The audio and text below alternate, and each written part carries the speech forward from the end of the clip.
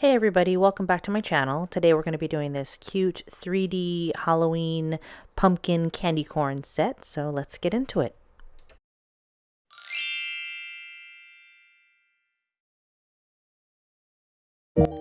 So to make the 3D charms, I'm using this McCart 4-in-1 Glux gel.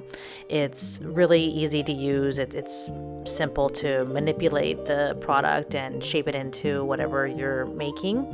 You start off, well, I start off, I don't know if everybody does this, but I start off by making them into little balls. That makes it easier to make it into the shape that you want. In this case, it's going to be a cone shape since I'm starting with the candy corn first. So I'm using a silicone tool that I got off of Amazon, and I'll link that below. Makes it really easy to work with this stuff. You really don't need a lot of pressure either when you're manipulating it because it moves so easily. It's sort of like a thicker Play-Doh consistency, so it moves really easily. So you just want to be gentle when you're making the shapes with the silicone tool, and just take your time and go slow. Once you're done, you want to cure it for 60 seconds, and then you're ready to start painting it.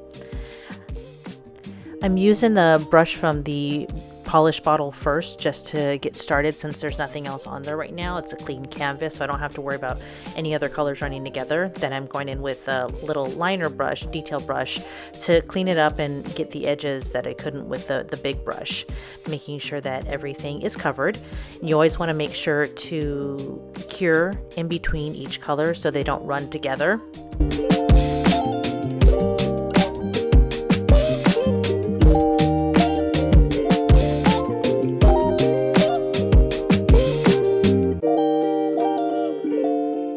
So I went ahead and already did the orange and the white colors and cured those as well. Put my top coat on, and now we're ready to glue them to the nail. The best nail glue around for rhinestones charms is this McCart glue. I don't know what it is about their formula, but it's so strong. It takes a lot to get these off, which can be a good thing or a bad thing, but they definitely don't come off easily. So I'm gonna put them on, place them where I want to place them, and then I'll cure them for 60 seconds. And here's the finished look. They're simple and cute, and they make your nails pop just a little bit more.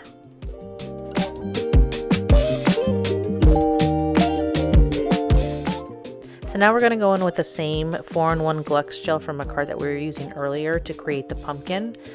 Same concept here. I'm going to roll it out into a ball, and then I'm going to shape it into a pumpkin. To me, it just basically is like shaping a heart with a rounder bottom. So I flatten it out a bit with the silicone tool here, and then I'll make that indentation at the top. So it gives you the two little round edges, and the bottom is, instead of coming to a point like a heart, it's going to be more rounded. So I'll just continue working on that and shaping it, and then I'll cure that as well.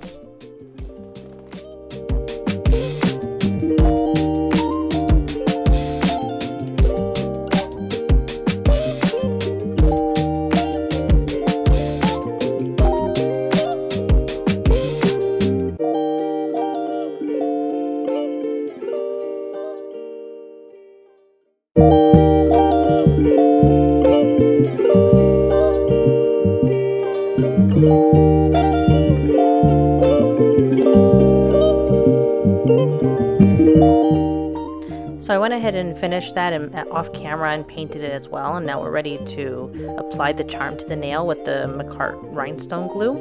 So I'm going to put it on and cure that for 60 seconds as well.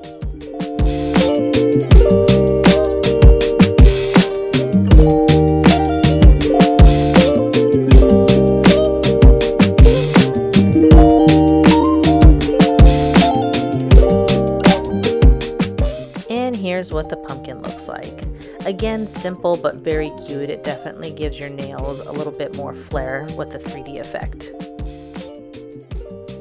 So now I'm going in and doing the French nail, and I'm going to have a gold accent around this as well. But first, of course, you gotta paint the French smile line. I'm going to do a deep smile line for this one because I am going to go in with a gold accent, so it is going to be a deep French. So I'm using my Kiara Sky extra long liner brush, and that Melody Susie color that I showed you a bit ago. It's perfect for fall. It's a nice peachy color. So So I'm just going to go ahead and draw the smile line, complete the French, and then I'll cure that.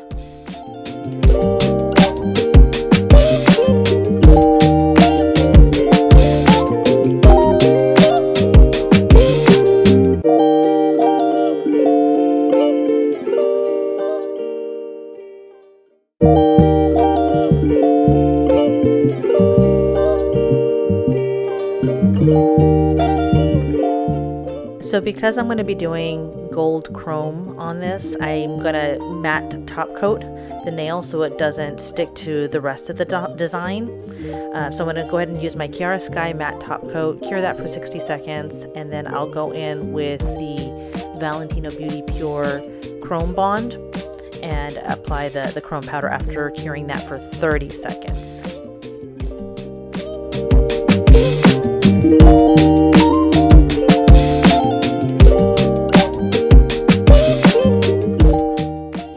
Now that I've cured the chrome bond for 30 seconds, I'm going to use the silicone tool to pick up the chrome powder and go along that smile line where I applied the chrome bond and just rub that in, making sure to get every little crack and crevice that there may be.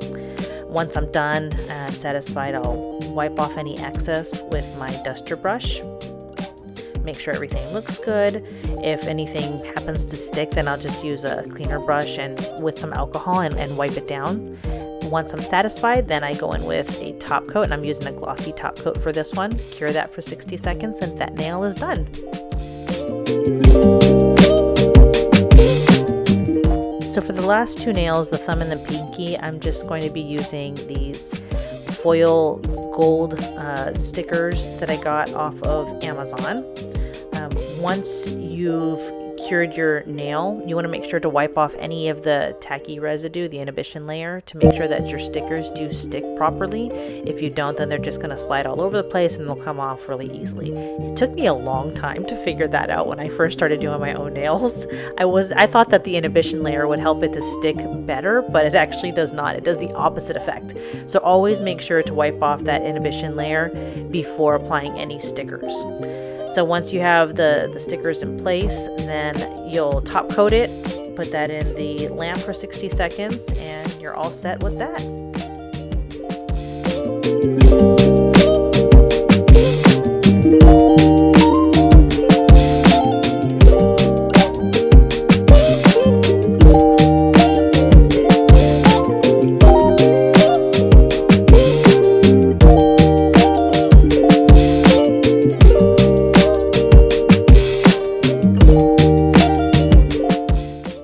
Doing the same process for the pinky. I've already wiped down the tacky layer and I'm going to be placing a couple of leaves on that. I'll top coat it and be all set.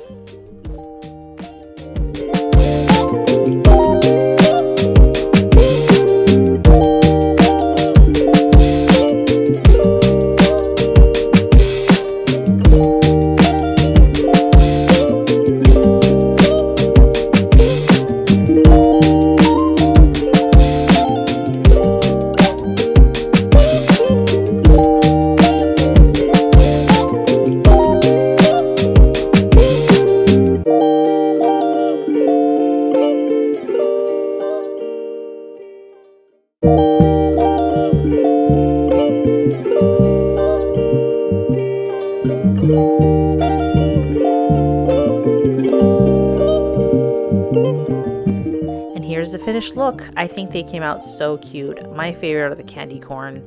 Those are super cute. The gold leaf just gives it a little bit of a elegant flair, and these are just so pretty and perfect for fall. And that's it. If you found this helpful, make sure to give it a thumbs up, subscribe for more nail tutorials, and drop a comment if you want me to do a specific design next.